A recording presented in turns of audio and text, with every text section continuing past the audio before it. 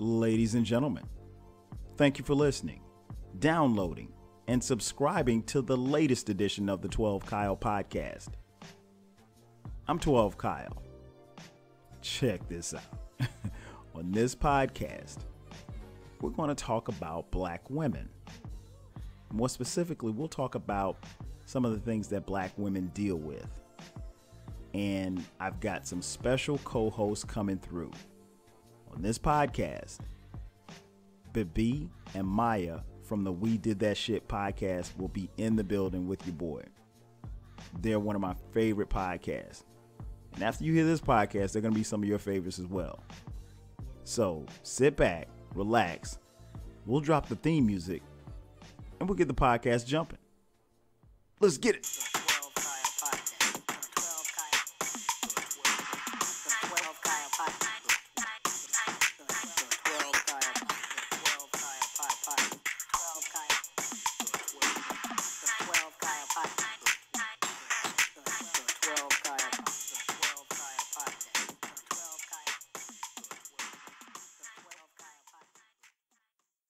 Ladies and gentlemen, welcome back for another edition of the 12 Kyle Podcast. I'm your boy, 12 Kyle. As I mentioned in the intro, we got some special co-hosts coming through.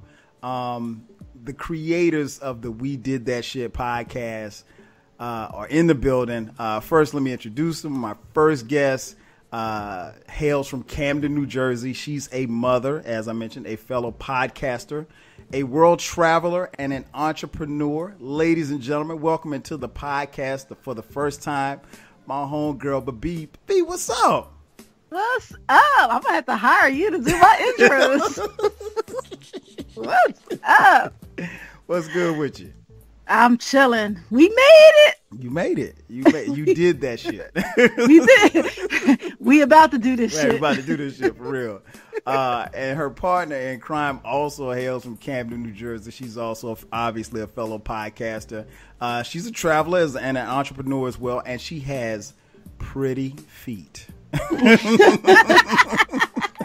Yeah, girl. More on that later. Welcome into the podcast is Mya. Mya, what's up? What's going on?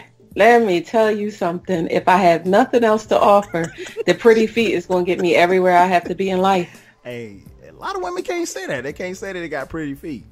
That's true. Clearly, because he made it clear. Right. So I got you guys on. First and foremost, man, I gotta say, it is an honor and a privilege to have y'all on here. Y'all are, and I'm not just saying this because y'all are here, but y'all are like one of my favorite podcasts. The We Did That Shit Podcast drops every Monday. And if it doesn't drop on Monday, I come looking for them personally. You do. Because, you know, the weekends are special. And then when you need something to kind of pick you up on Mondays as you're going to work. So the We Did That Shit Podcast. And I'll explain later to you listeners where you can find the podcast. But I guess before we get into our topic of black women, let's start right there. I guess I'll start with you first, Bibbi. How did the We Did That Shit Podcast come about? And Mya, you can answer how you guys came up with that name. Okay. Well, I don't know. Can we do that in reverse? Because That's the fine. Name was kind of like my story. So I remember. Mya, I remember. That's yeah. fine. So go ahead, Mya. So the podcast came about because, well, we're cousins. For all of 12 Kyle's listeners, we're cousins, and we talk every day, literally, probably like so many times a day, you know. And because we talk, you know, podcasting was coming about. I've always wanted to do something in entertainment. I didn't know what, but you know, my life just didn't go that way. And one day we were talking and it was like, we should start a podcast or you should start a blog. I should do something. And I said, well, okay. And just never followed through. Okay. Bibbi met someone and they worked in, you know, the field. And she was like, y'all, Bibbi said we wanted to start a podcast. She was like, yeah, y'all should do it. And so it just kind of pushed us to go ahead and do it. It was just like on a whim one day. It was just, we should do it. And we just did it. I mean, it wasn't nothing special. It was just like, let's just do it. And here we are. And a lot of people don't know this, but Mya, everybody had been telling Mya for years, she needs to start a blog. She needs to do something. I don't care what happens in Hollywood, in the universe. Everybody calls Mya. They're like, Mya. She like I know the people personally, right. But she always. But I do keep up with. She does. I do keep up with current events because, like I said, I always knew I wanted to do something in entertainment. I just didn't know what. And when you're young, you want to do so many things. But when you get a little bit older and you think about bills, you put the entertainment to the side and you got to chase the money. Right. You know, right. and so that's what I did. But here we are. So, here we are entertaining people, giving out knowledge, and we've been having a ball doing it. But how we came up with the name, We Did That Shit. Bibbi, you want to tell them just a little brief? Well, we do discuss the name in our first episode. So that actually happened to me. Well, first it was the 12-day move. Mya's family home downsized. And her mom, downsized into a smaller apartment, from a house to a smaller apartment. And it literally took us 12 whole days. 12 whole days of active moving, like packing and boxing and trucks and unpacking and furniture. 12 full days. And like we was cockeyed, cuckoo, and crazy at the end, and then we was just looking around. The house looked so nice, and we was just like, "We did that shit." We did that shit, and that was just a phrase that I experienced some years ago when I was a single mom and I needed a new refrigerator, and when I bought one, I paid for delivery, but the people only deliver like to the curb. You have to pay extra to have, it was crazy. So you had to pay extra to get the refrigerator in your house. And I'm just looking at these dudes like they was crazy. And so the one guy was like, look, I can bring it up on your porch, but that's as best as I can do, because this guy is going to tell on me, all this stuff. So I literally brought in a new refrigerator, had to take the doors off, everything, and took out my old refrigerator. And my neighbor, they were new to the neighborhood because clearly I didn't know them. But he gonna say, after I finished all that, he gonna say, you did that shit. He watched you pick up a refrigerator. He watched a whole grown man. I wanted to blow his house up. I'm not lying. And even I told my dad that story like years later, and my dad was so mad. He was like, where is he? I was like, look, I don't even live there anymore. Like, right. But yeah, so that's what happened. And so that's what we experienced some shit in our life. So we did that shit. No doubt. And that was like one of the first, because I think when I first started listening to you guys, that was one of the first things that stood out. First of all, the name, and then, that story that came along with it. And like from the first episode, and I don't even know if the first episode that I heard that you guys said that you were cousins, but I was like, they are too close to be acting like this. And it really reminded me of the two of you remind me of me and my cousin Eric, the one in the podcast that I talked about, that we fired the gun in the house. Right. Just like that how the two of you are, that's just how we are. So yeah, I've been following these ladies in this podcast since then. So yeah, we can get right to it, man. The topic I want to talk about, we're just going to talk about some things about as far as black women. These two are obviously black women. So I guess really where I want to start is, you really can't start a conversation about black women without necessarily talking about the black women in your life. So Mya, I'll start with you. Who were the black women in your life growing up, and why were they influential to you? Well, I would definitely say my mother and my grandmother were the most influential women in my life, black women in my life, for obvious reasons, mother and grandmother, but also just the strength that they showed. My grandmother was a very hard woman. She lived a hard life. She was one of 10 children, but more so like the strongest one, the one that they depended on. And it made her very mean. And, because of that, strength and that being mean, a lot of people didn't necessarily, they loved her, but they didn't necessarily like her, and my mother, she has been through so much in her life. My mother is a recovering addict. She's 25 years clean, and just her life experience and what she has taught me over the years, because she definitely teaches from experience. All of the things that she tells me, it's like I've lived it. And so that in turn, that strength from her and what she had to go through and what she had to overcome. And then from my grandmother, her meanness, but equal strength, it just rubbed off on me. And I'm not mean, but I'm very, excuse me. I'm sorry. I'm not mean, but I am very direct, in my approach. Not mean in any way. Right. I want to keep saying that I'm not mean. However, I am very strong. And when you listen to our podcast, you will hear that. So those were the most influential women in my life, the most influential Black women in my life. What about you, Bibbi? Well, for me, it's definitely my mother. My mother is the strongest woman I ever knew, and still to this day. She grew up, my mom and Maya's grandmother, they're born first cousins, but they all grew up in the same house. But my mom, she went through a lot of challenges, and she had children young. I am the youngest of her 4 children, and everybody says that I am the most like her. But she taught me, I'm an observer. So I look at people and learn. I don't just learn from my mistakes, but I learn from other people's mistakes. And my mother, by watching her, she taught me how to do that. And I learned a lot from her. She didn't have to explain a lot of things.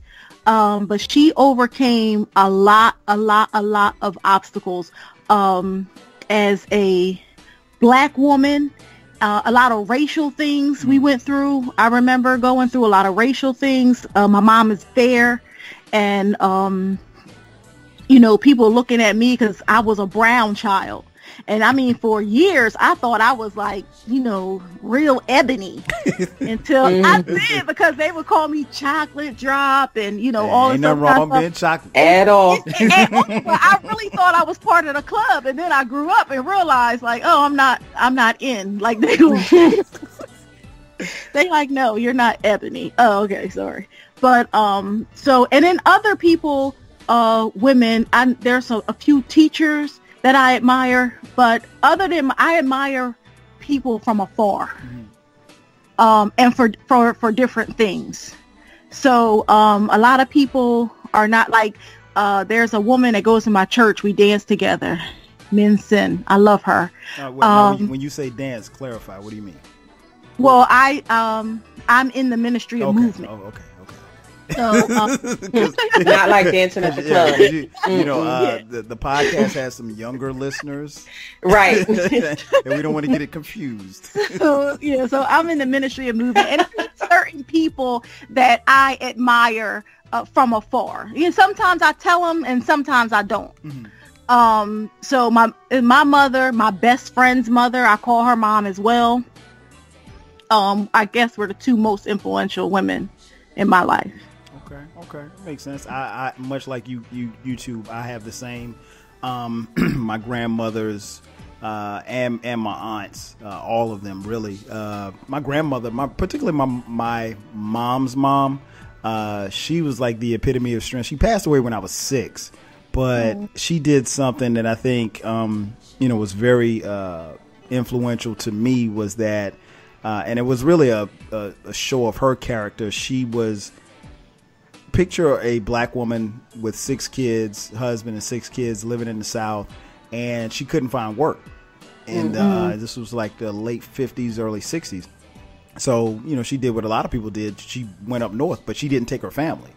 And so she left her family behind, and she went to work in these white people's houses, cleaning their house and stuff like that. So I thought that said a lot about her character, leaving her children behind, you know, and with her husband, my grandfather, but he was an alcoholic. So, you know, even though their kids at that time they weren't little kids, like they were of age. I think the youngest was my uncle. He was probably like in high school, but still you just didn't see a woman leave their family. Yeah. And, obviously those lessons and that type of stuff kind of trickled down to my mom. Like you said, Bibbi, my mom is clearly like the strongest woman that I've ever seen. My wife is probably like the close second.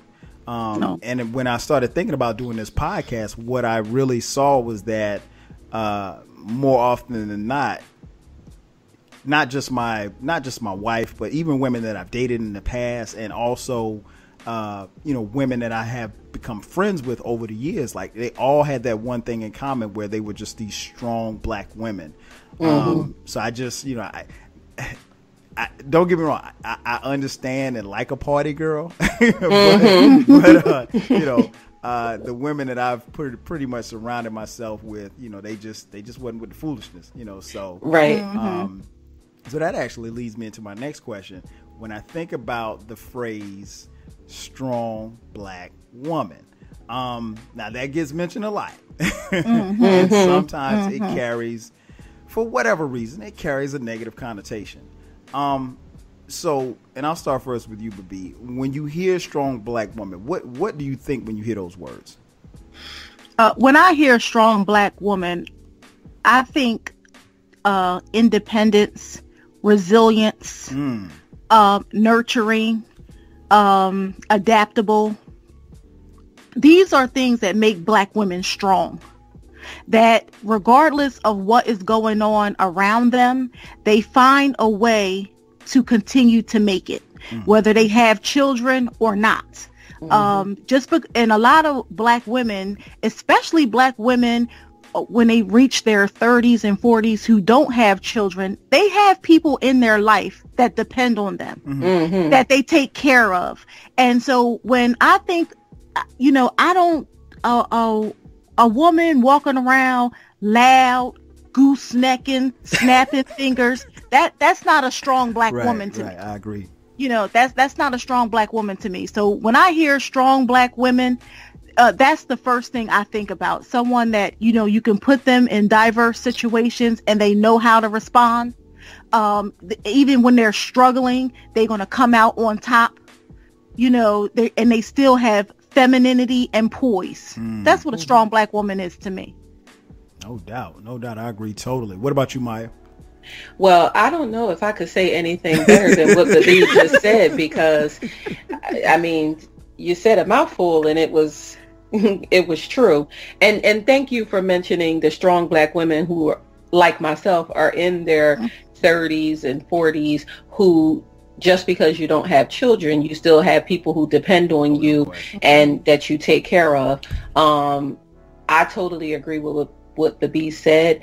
I think of all of those things when I think about strong black woman. I hate the negative connotation that strong black woman brings about, because what we have to remember is that we would not be looked at in a negative way if we did not have to go through or be put in position to do all of the things that we have to do. You just spoke about your grandmother, how she had to leave her family to be able to take care of her family. Only a strong black woman could do something like that, you know, be put in a position to have to do that, for one, and then to achieve it, for two. So I agree with everything what you said, Bibbi, as far as what a strong black woman is. Yeah, I agree totally. I guess when I started thinking about it, I was like kind of surprised, because over the years, like I said, it's become negative, and I don't necessarily know. Well, I take that back. I know why it's become negative, because of the man's perception of it. Like you don't want, you know, you don't want some of the qualities that Bibbi described, but in reality, that's what you should want. You know what I'm saying? Because most of us, if you're black and you're our age or even older than us, that's what you came from. Now, exactly. Things have changed generationally, and you know, a phrase that I hear sometimes from my single friends. You know, they don't make them like mama. You know, like and rightfully so. And I mean that speaks to the family values and how things have changed over the years. And I mean that's another podcast for another day. Right.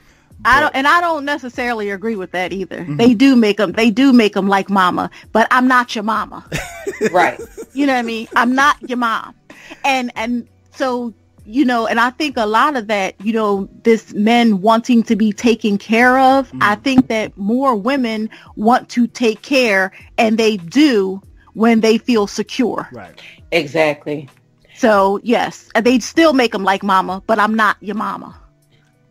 And also, when you think about making them like mama, at the time when mama was coming up, she had somebody taking care of her, so she could take care of you.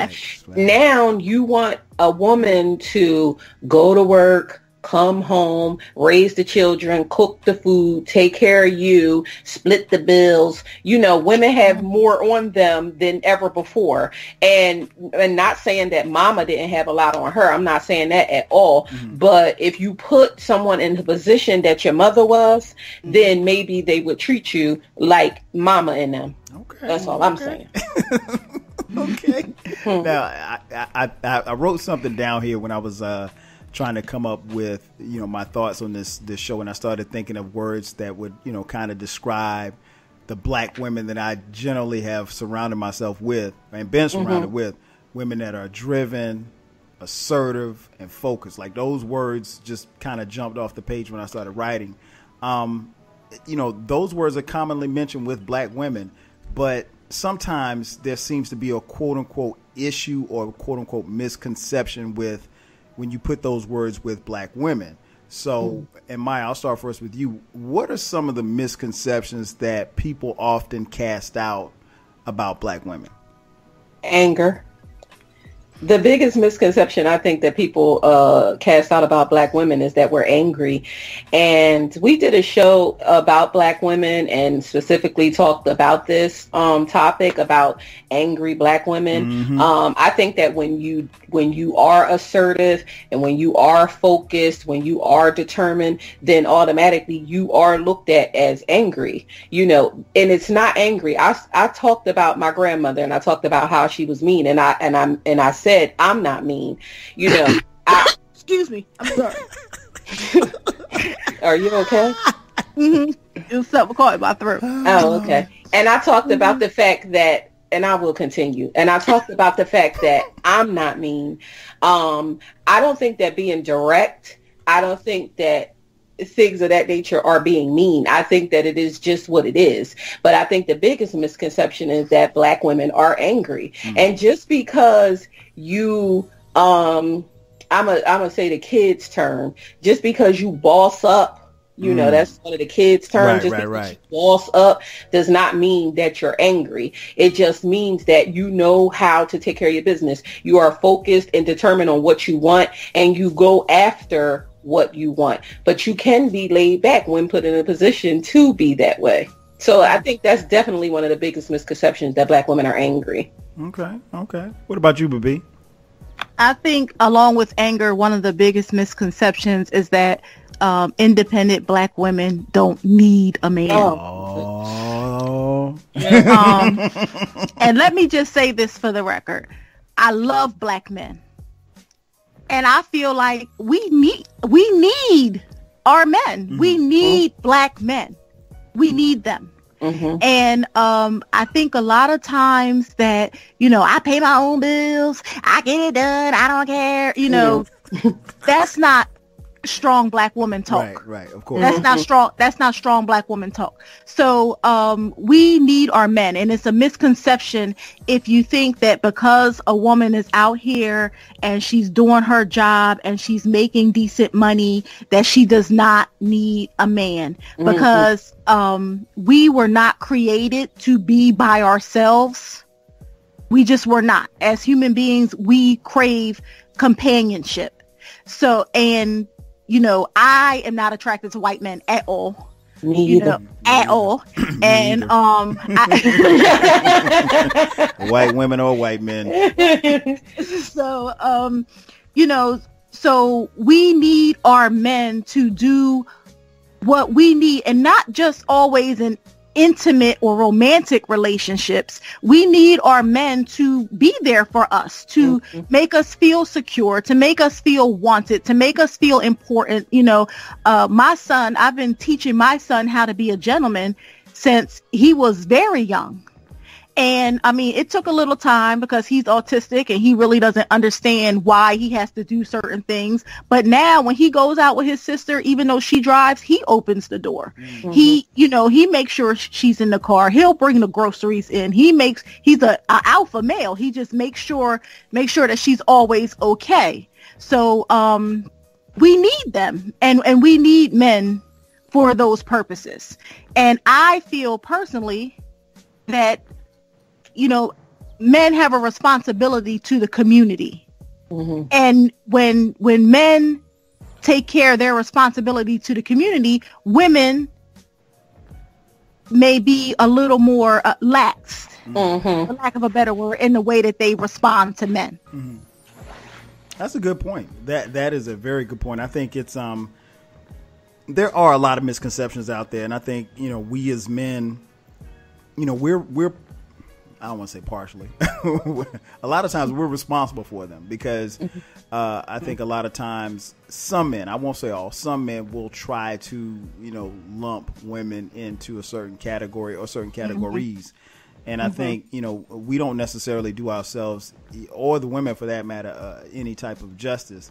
When I think about a woman that's driven or assertive or focused or like you said, somebody bossed up, I mean, if you're a guy that has those same qualities, you should want that. You should champion that in a woman, and whether or not she's your woman or not, you should feel like, okay, well, those are qualities that we should have, because if Maya's winning, if Bibbi's winning, I'm winning. You know what I'm saying? Because exactly. we're all pushing forward.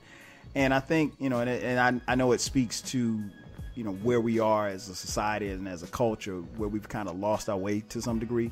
But we got to get that back to some degree, I think, because it's because there's a generation, coming that we're teaching, and we don't want to teach them that that's the way. I have 3 sons and a daughter, and so and I was telling one of my friends this here recently, like one of the most interesting moments in my life was it was like 2 seconds. When we were in we went to I guess to find the sex of my daughter, since she was the last child that we had. Okay. And like when they said, because we, everybody's, oh, you guys are going to have another son. You're going to have another son. And when the lady said it's a girl, there was so much excitement that rushed through my body. And then like 2 seconds later, I was like, it's a girl. Damn.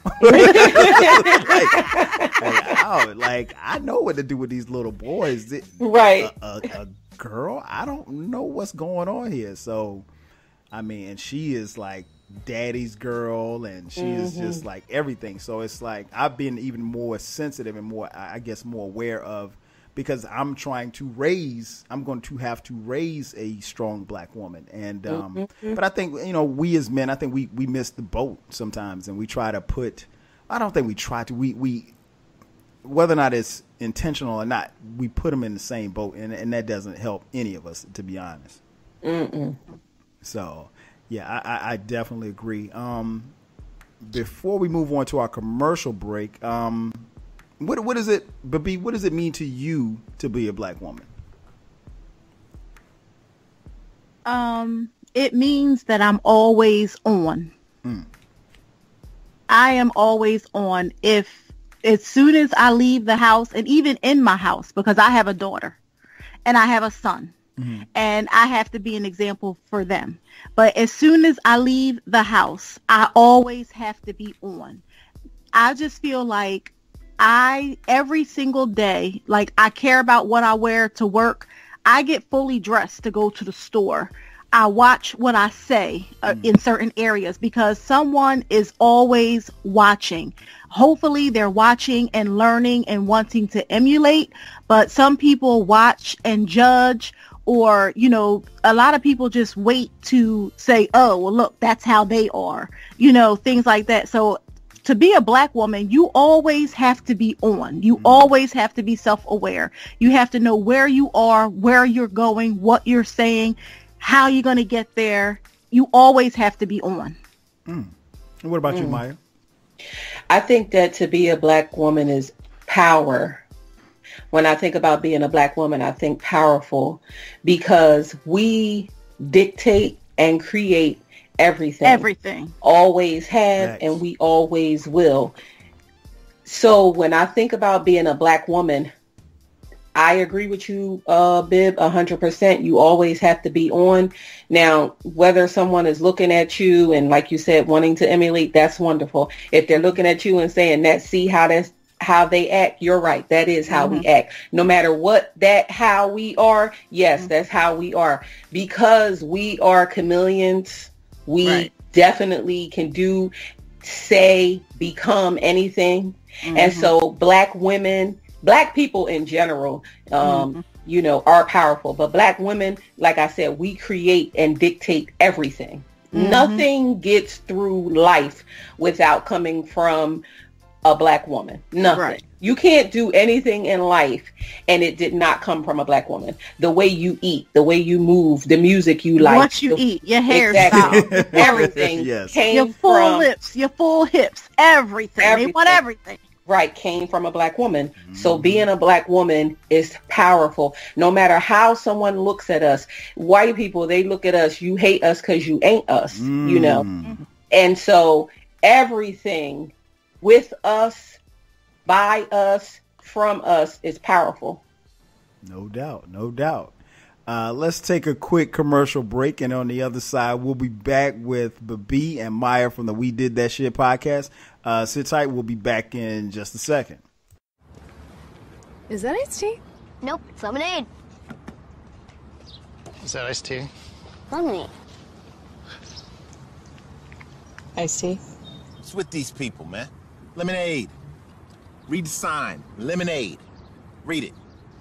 Okay. Delicious. Iced tea at a lemonade stand? Surprising. What's not surprising? How much money Marin saved by switching to Geico. It's lemonade, man. 15 minutes could save you 15% or more. And just like that, we are back. Ladies and gentlemen, it's your boy, 12 Kyle. The 12 Kyle podcast got Maya and Bibbi in here from the We Did That Shit podcast. And we're talking about black women. All right. So, ladies, let's get with the shits, okay? Probably some of the funniest things that I've heard on your podcast is when you talk about dating. For my listeners, both of them are saying, I'm not going to tell y'all their age because I don't know and I ain't going to ask, but I'm 25 with experience. Thank you. Yeah, there you go. Both of them are over 25. Okay. So please don't DM me asking me none of that information. I'll get the information to be put out there, whatever they want to put out at the end of the podcast. So like I said, you both have detailed your dating lives on the podcast and been very open and honest. And you've had some funny stories, you know, to go along the way. But B, I'll start with you first. What advice, if there's some brothers listening right now, and there are, what advice would you give to them in general when it comes to dating a black woman? Two things, and you will hear this often. If you think you can, or if you think you can't, you're right. Okay. And that goes hand in hand with the second thing. Be yourself. You know, there's no need to pretend. Everybody is not compatible with everybody. You know, some people may like, it's not about what's great. It's about preference. And what a person, like our cousin Tony says, it's not what you have in common. It's what you don't have in common that's important, because it's like, oh, can I put up with that for an extended amount of time? You know what I mean? And that is the thing that you look for. But if you think you can, you're right. If you think you can't, you're also right, because what you're going to project is something that's going to be like, nah. So be yourself. Be your true, authentic self. And, you know, I think you'll just like what you get if you're your authentic self. Okay. That's very, very good and sound advice, fellas. I hope y'all are taking notes. What about you, Maya? Advice in general on dating black women. Be confident. If I could never say this loud enough, long enough, be confident. Confidence will get you in the door and it will keep you there. Mm-hmm. I have seen some couples that I'm like, what in the hell? However, when you get to know that man and or I'm a woman that dates men, so I'm speaking from a woman's perspective. When you get to know that man and you see the confidence that he projects, you say, oh, okay, I understand how he got that woman. Be confident. And that is in anything that you do. When you're approaching a woman, when you're trying to date the woman, when you get into the relationship with the woman, when you meet the family, if you're breaking up with the woman, be confident in the breakup. I mean, just be confident. It will truly get you everywhere that you need to be. Absolutely. And we know you don't have any problems in that area, Kyle. Oh, no. We've only heard it once or 10 million times. Man, right. My mom, and I tell people all the time, like, my mom is the person to blame for that. When I was 8 years old, my mom, like, really instilled in me how great I was. And so, but she also she talked about humility too, but that kind of went to the side. So like I had mad people when I was younger say like, "Yo, you arrogant as hell," and I was like, "Okay, thank you." I mean, like, yes. I was like, "Okay." I mean, if I don't believe in me, who's gonna believe in me too? So exactly. I just that's how I was. From the time we were little, my mom always told me and my brother specifically, you are beautiful. You know that part on the help when she says to that little kid, you are kind, you are smart, you are important.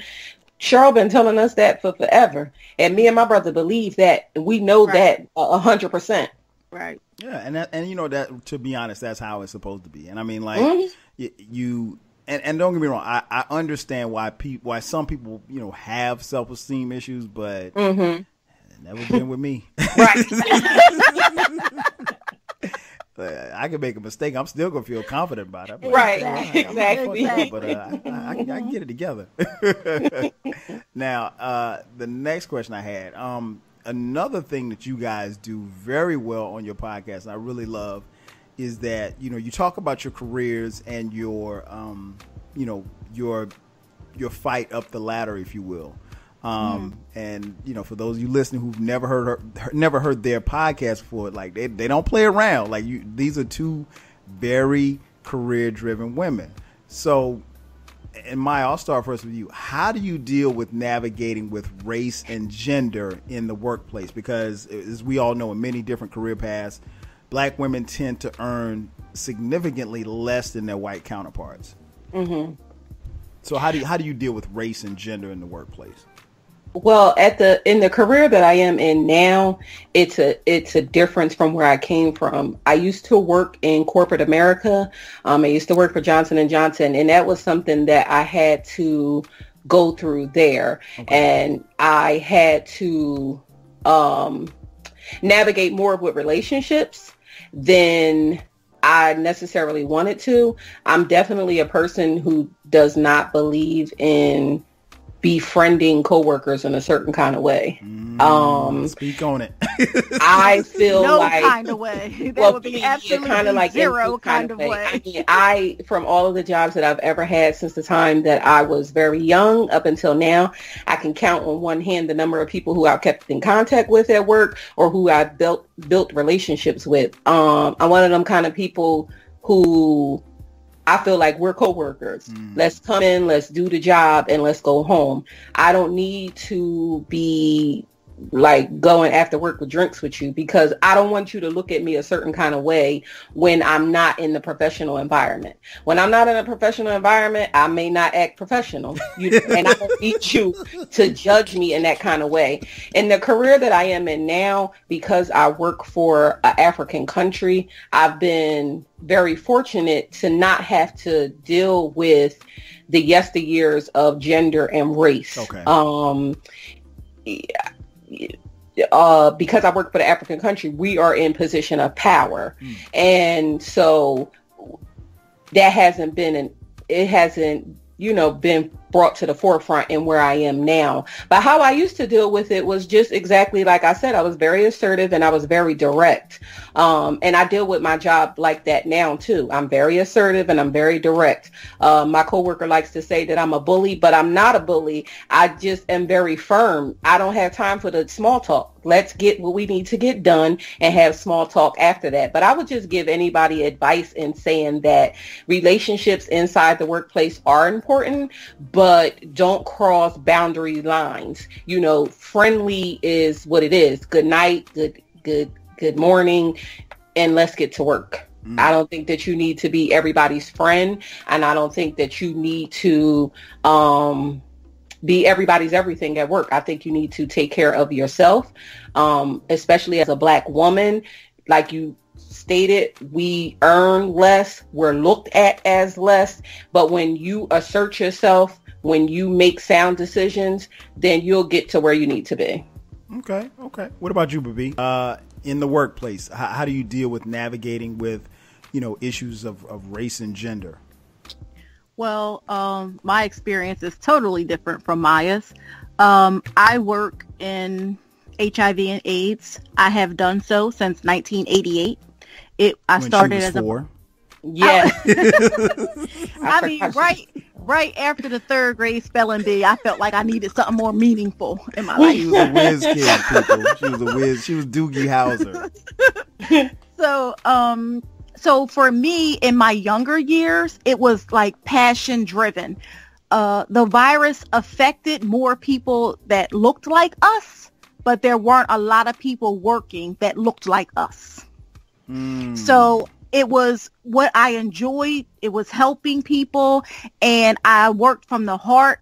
I never asked about salaries. It really didn't matter to me, but I've always been blessed that I always made, I got increases, promotions, and things like that.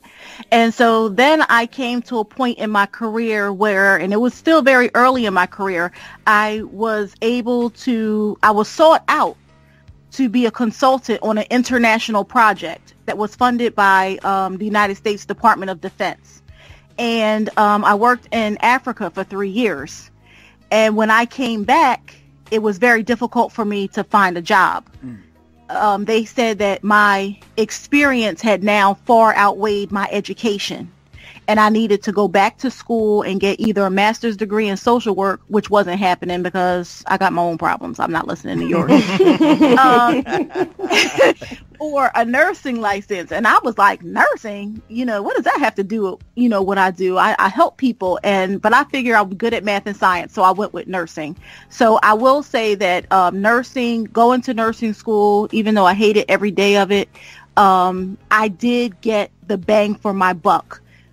Now with my education and my experience, I do work a job. I make good money. I also get called in to consult. I'm able to negotiate higher rates. And when people are intimidated by me, I know I'm doing the right thing. So I worked from the heart all my younger years. I'm older now. I need to make money. These kids cost me $1 gazillion, like still. So and that's how I know I'm doing it right. I have been on interviews and where I may not have had all the qualifications that they wanted, but my attitude is always, if I get an interview, I'm going to get the job. And that's how it's been for me because, I love what I do. I stay on top of a lot of things that are going on. I do a lot of extra things, and I'm still passion driven, but I let everyone know, I don't care who you are, I can compete with you. I'm on my shit. And that's just how it is. You did that shit. She did. Hey, that is I couldn't agree more. I think that's very important. I think it's important for people to hear because, like I said, when you talk about Black women, the foundation of this country was built on that, and built on you know, their labor and their backs. I mean, you know, we don't have to go back too far. I know, like, when I think back in my family history, my great grandmother was a slave. So, you know, and she took care of, you know, she was a house slave. So she took care in the house, and then she had to come outside and deal with, you know, her family as well. And so, you know, our women have done that for so long, you know, raising their family and then raising others and then raising their own, and then, you know, still having to, and not being compensated for what it was that they were doing.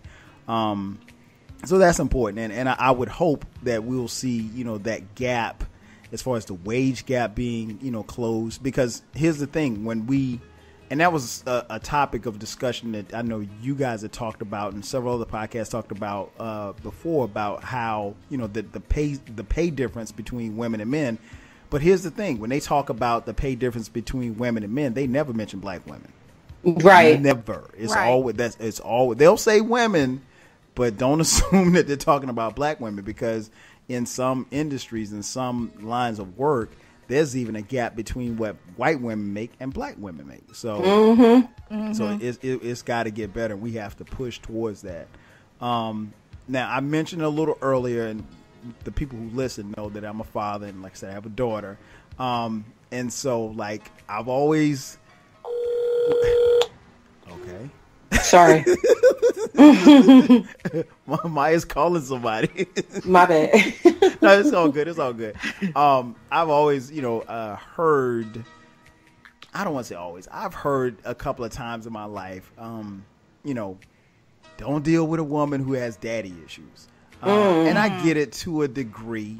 But I guess the question that I have, and I'll start first with you, Bibbi, what role should the black father play in the development of the black girl who becomes the black woman? Let me say they play a big role, and daddy issues can be both positive and negative. Because, and I think, Kyle, we had this conversation before briefly. Yep, we did. And I was saying that, oh, poor Skylar. I don't know. Because Skylar is going to be looking for her brothers and Kyle. You know, and her brothers and Kyle are not going to be receptive to imposters. You know what I mean? Spot a fake. Exactly. So even if she can't spot the fake, you know, she has 4 other men in her immediate circle that's going to be like, you know, no, like my dad's sons are married, the daughters are not. So I'm very close to my dad, and you know, if I don't like a guy, I have to take him to meet my dad quick. Oh, wow. Because my dad be like, yeah, and then as soon as he say so, it gives me permission to like, I don't like you. Right. Bye. You know, and my dad doesn't like anybody. He doesn't like anybody. But if I like you, you don't meet my dad. Okay. You don't meet my dad. But and if you ever get there, like you gotta take a 6-week class. I'm like, because even if I like you, and then I take you to meet my dad and he doesn't like you, I know eventually it will have an effect on me. It will have, if my dad sees something, then I'm like, oh man, you know, and it will change the landscape of the relationship. It's happened. So fathers have a very important role. I remember I dated a guy who was old. He was 10 years my senior, and his daughter was turning 18, and he said he was just going to give her some money. And I was like, give her some money? And he was like, yeah, that's all she wants. I said, I don't care what she wants. We're going to go. We're going to buy her like some jewelry, some diamonds, you know, some studs, and like maybe a little necklace. And we're going to get her this and this and this. I said, because she's about to go to college, and you don't want these little knuckleheads in her face thinking that they can do anything. She needs to look like she costs money. You know, they need to see her and be like, oh, she's out of my league. Isn't that what you want? Right. And he said, oh, yeah, you know. And when we did that, first of all, she was happy with the gifts. And secondly, he started to get a better understanding of how to father her. Right. Even in her adult years. So fathers are very important. No doubt. I couldn't agree more. What about you, Maya? I think that fathers play a huge role in the way that women first look at men. Okay. They're the first men that you love, whether they're around or not. Even if they're in or out, your father really is the first man that you love, and when a father loves a daughter back in the way that they're supposed to, it helps them develop in the way that they want to receive love. And so fathers play that role, whether they realize it or not, and like Bibbi said, they can have a negative, your relationship with your father can have a negative or a positive effect on your life. For me, with my father, he was in the home until about, I don't know, like 11, 12. And I worshiped the ground that man walked on. I was like, not my dad. I don't care what he did. I was like, not my damn dad, And my relationship with him after that was still kind of pretty steady up until like my teenage years. And then he was kind of like in and out. Always, I always knew where he was. Always, he called my mother every day. He has more of a relationship with his sons than he does with his daughters. But I know that the relationship that I have with my father definitely affects the relationships that I develop with men. Okay. I'm a very take it or leave it type of person when it comes to men. If I'm with you, I'm with you. Don't get me wrong. But if I meet somebody and it's like, I'm like, if you listen to the podcast, if you listen 10 to years our between podcast, every step. It's definitely not 10 years. Do not listen to my co-host, please. 10 she years. likes to exaggerate. It's not 10 years through every step. Funny. But it's definitely some time. And I didn't realize until I got older, and I mean really like 2 years ago, when it kind of hit me like a ton of bricks. I deal with men the way that I deal with my father. You're around. If you're not, you're not.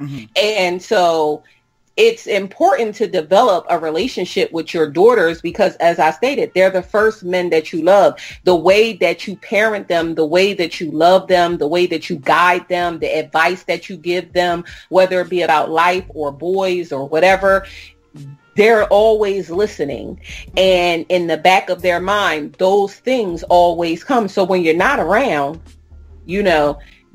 always remember that they're taking that in as well. And the way that they will deal with people, whether that be on a romantic level or any kind of level, it will expose itself. So you hit the nail on the head. I agree totally. Yeah, it one thing you said there that I always talk about, like even with my daughter, we have a special relationship, but also partly of what she will see and what she will become and what she will expect from a man is also based on what she sees me deal with her mother, my wife. So it's not just how I deal with her, but also what makes acceptable. And it was one thing I just noticed, like probably in the last 3 or 4 months, if we're going, Skylar and I go everywhere, and so if we're going somewhere, we go get in the car, Skylar go stand by that door. She not gonna open that door. That's right. That's right, Skylar. She not gonna let open them that know door. early. She's like, right. You gonna open the door for me? I'm not. And, right. It's not something I ever told her, but I just noticed that one day. I was like, because I was about to get in the car, I was like, go ahead and get in. And it was, I guess I just assumed because it was hot, she didn't want to get in a hot car, leather seats, whole nine. And Skylar just stood right there. She was like, okay, all right, bro. You gonna open your door, bro? Okay, well, open this door. If you want me to get in here, you better open this door. So, that's my kind of girl. So, go ahead, Skylar. I agree with y'all. And I think that's something that I've realized as a father. Like you said, Maya, even when they're not in the house, it's how the interaction can be, because you don't necessarily, all relationships, all marriages, they may or may not work, but the father is so pivotal in, what a woman sees in a man and what her expectations will be from a man. And so I think, and I talked about this on the Black Fathers podcast, I think that's where we as black men have to do a better job, because we can't afford to, you know, and what I find is that a lot of times as black men, you know, when things go wrong in a relationship and let's say it doesn't work out for whatever reason, whether or not the people get married and get a divorce, or even if they never get married, we as men in general tend to worry more about our sons than our daughters. And, you know, our daughters need us just as much as our sons do. You know, especially at a pivotal age. Yeah. Oh yeah. No question. They more, you know, I'm a very spiritual person, and the Bible says that women are the weaker vessels. So and that's just something that's important for men to understand, because even though they said men don't like rejection, men don't like this, men don't like that, don't like and rejection, that all. Bibbi. Well, I'm just saying, you know, whatever it is that you feel uncomfortable with, whatever it is that you don't like, for women, it's even more because we're the weaker vessel. So when we have to put on all that extra toughness and skin and things, like, we are going out of our very nature in order to survive. Okay. I didn't know that. Okay. That's something to think about. Last question I have for you guys. Now, the three of us, we're on social media. We're on Twitter. We're on Instagram.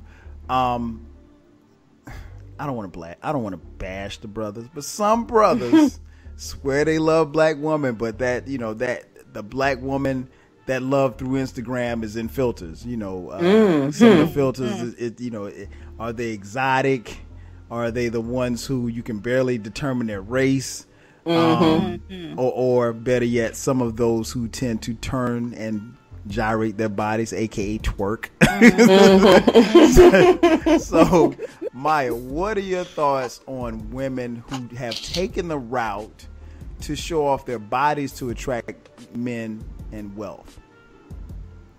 Men and wealth? Yeah, well, they're basically using their bodies on Instagram and social media to attract men and try to attract wealth. Because, you know, I'm told that these quote unquote Instagram models get paid for these, you know, these shows and all this. I don't know. I don't know.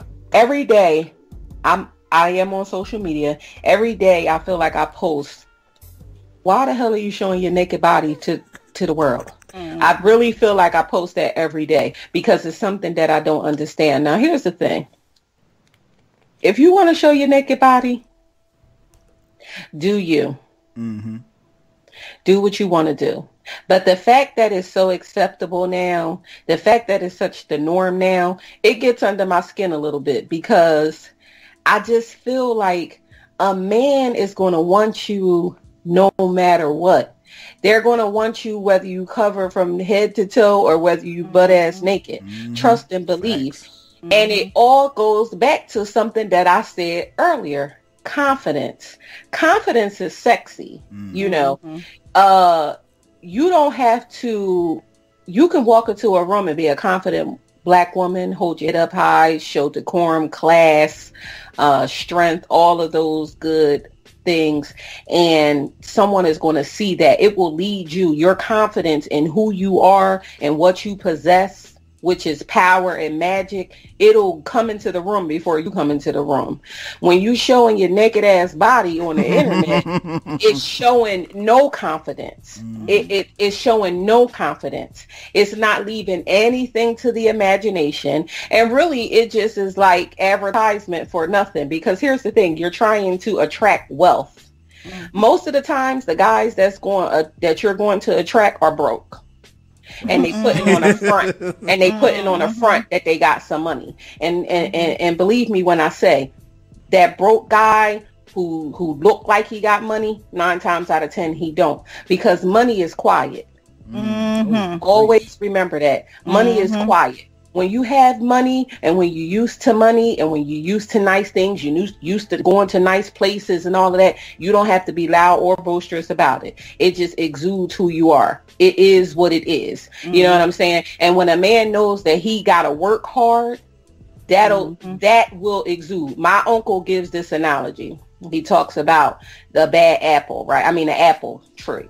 He talks about how, you know, you have the dangling apples that's kind of rotten, but they look nice. you know, and they at the bottom. I ain't got to work hard. I can reach my hand up and just get that. But that good, hard, firm, red, pretty apple is at the top. And usually people don't want to climb the top of the tree to get that. Be the top of the tree, women who are showing their naked bodies on the internet. And that's when you attract wealth, you're not only going to attract money, you want to attract a man that you really want, that's wealthy in so many ways. You know, he's going to be wealthy in confidence. He's going to be wealthy in money. He's going to be wealthy in career. He's going to be wealthy in family. He's going to be wealthy in love, and the love that he shows you. So that's what I got to say about that. Okay. Very well said. Bibbi, what you got? Amen. Right. First of all, again, I'm going to go with my favorite book.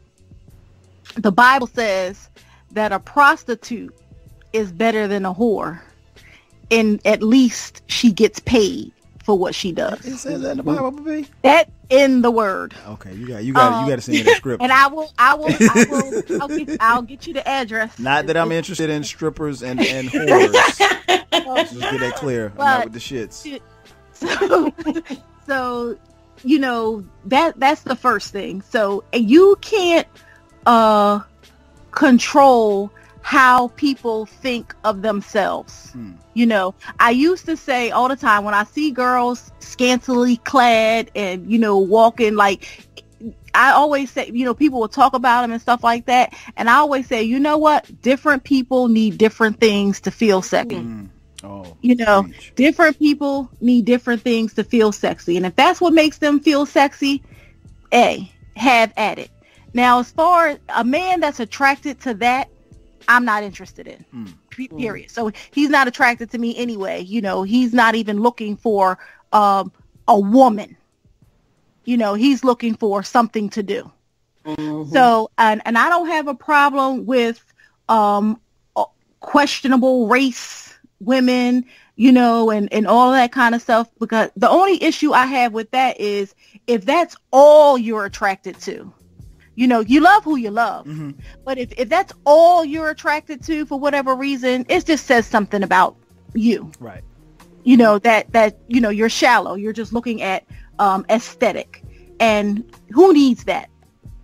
But, you know, what Maya says is definitely true.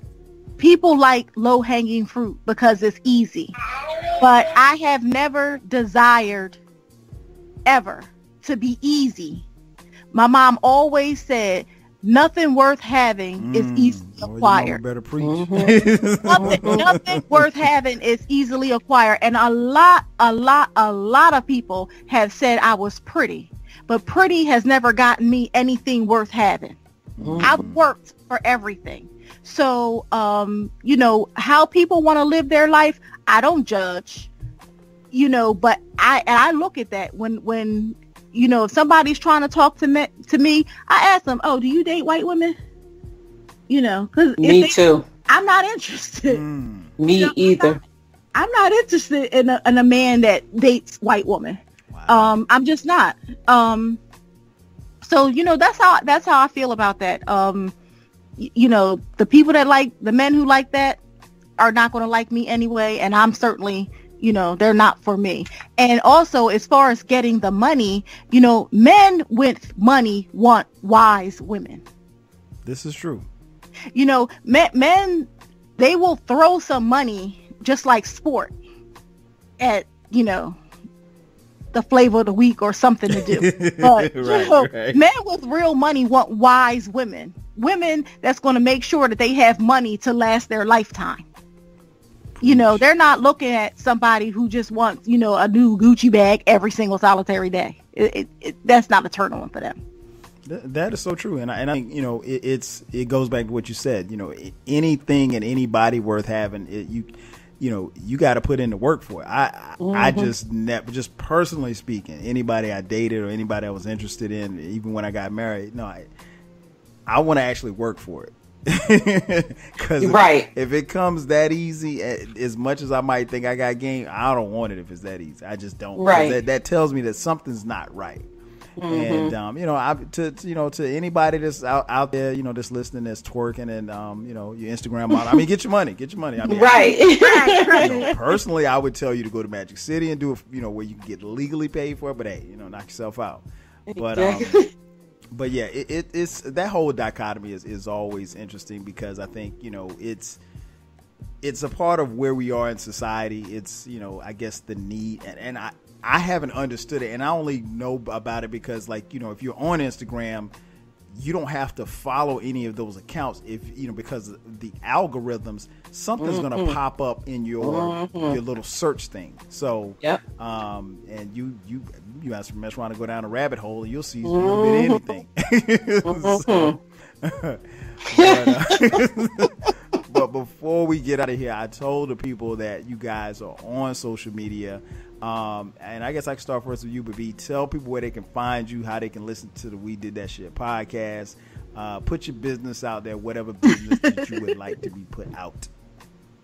Well, we are on all social media, Instagram, Facebook, and Twitter at We Did That Shit. It's all one word, We Did That Shit. And my personal Twitter is at Bibbi Mya, and that's BIBBIAMINA.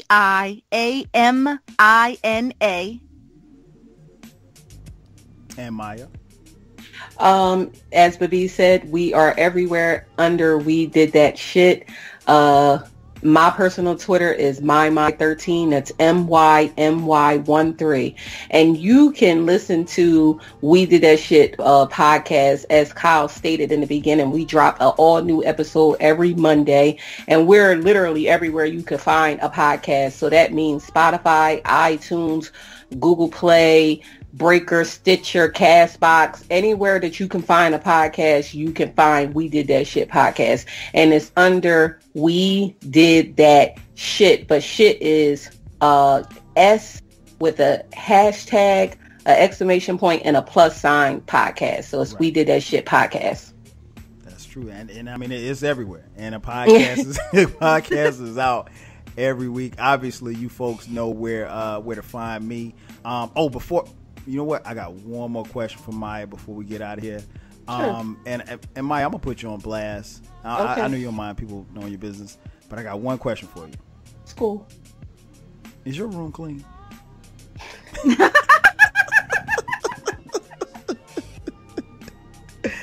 Is your room clean, Maya? That's me. That's Bibbi. Oh, I'm sorry. Oh, my bad. Yeah. Bibbi, is your room clean? It is. You gotta ask her because my room stay clean. Okay, so question for Bibbi: is your room clean? And Maya, are you making it to work on time? Let me answer. This is Maya. I have not made it to work on time, but every day is a day that you can get better, people. So while I haven't made it to work on time, tomorrow is a new day. Okay. And I might make it to work on time tomorrow. And she said that last time. Exactly. Okay, but Bibbi, is your room clean? Okay, so Maya, before we even got Kyle on the line, what was the first thing I said to you? Said, guess what? I said, what? She said, girl, my room is clean. You can see I said, what? So we making progress. Oh man, I'm so proud. I'm so proud. And the reason why I say that is because that was one of the first things that they vowed to do on their podcast when the podcast first started. So I'm one of the first listeners when they first started their podcast, and she vowed to keep a room clean, and Maya vowed to make it to work on time despite moving, because I think you said your office moved, so now you're actually closer to work than you were before. I'm definitely not even 10 minutes away from the job, and I feel like since I moved closer, I am getting later. But again, every day is a day to get better, people. So keep me in prayer, and tomorrow I might be on time. We'll see. Hey, when y'all hit them up on Twitter, ask them, or ask Bibbi, is her room clean? And ask Maya, is she making it work on time? That's going to do it for us. Once again, got to thank the ladies from We Did That Shit podcast, Maya and Bibbi. I definitely appreciate it. Again, These are like my podcast cousins. I've been waiting and debating on having them on here for so long. It has been fun having them here. Thanks for having us. No problem. This will not be their last time here. And of course, I want to thank you for listening to the 12 Kyle podcast. As always, definitely appreciate the love. We'll catch you guys next time. 5 G's.